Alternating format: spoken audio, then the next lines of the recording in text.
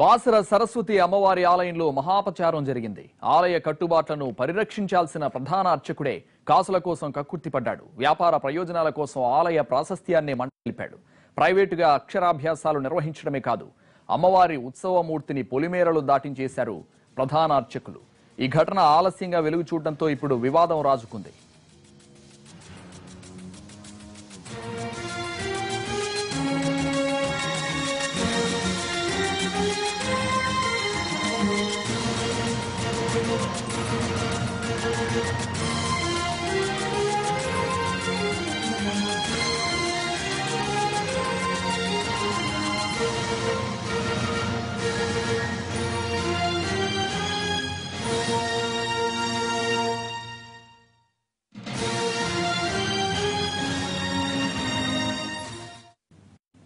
కాసుల కోసం ఆలయంలోని అమ్మవారి విగ్రహాలను తరలిస్తారా?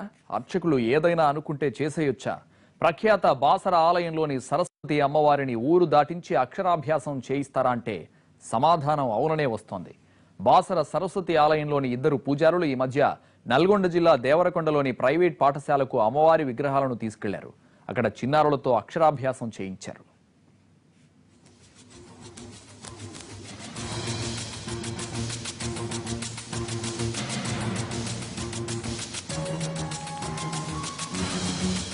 నిత్యం వేలాది మంది పూజలు అందుకునే దేవత బాసర సరస్వతి అమ్మవారు. ఎంతో మందికి దర్శన భాగ్యం కలిగించే అమ్మవారిని గుళ్ళో నుంచి తరలించడం మహా అపచారం. అయితే శాస్త్రాలు తెలిసిన పండితులే ఇలాంటి అపచారానికి ఒడిగట్టడం ఆందోళన కలిగిస్తోంది.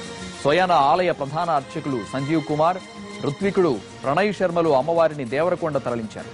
అక్కడ ప్రైవేటు స్కూల్లో అమ్మవారి విగ్రహం చెంత చిన్నారులతో అక్షరాభ్యాసం చేయించారు. ఇదంతా చేసింది డబ్బుల కోసమే.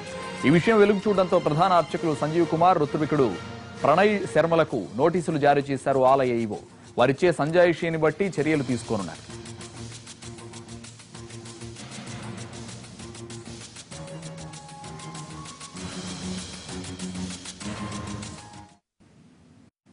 బాసర అమ్మవారి విగ్రహాన్ని అక్షరాభ్యాసం కోసం గుడి దాటించిన అర్చకుడు సంజీవ్ కుమార్ ప్రస్తుతం ఫోన్ లైన్ లో అందుబాటులో ఉన్నారు. ఆయన అభిప్రాయం ఏంటో తెలుసుకుందాం. సంజీవ్ కుమార్ గారు, నిబంధనలకు విరుద్ధంగా అమ్మవారి విగ్రహాన్ని ఎందుకు తరలించారు? దీనిపై మీ వివరణ ఏంటి?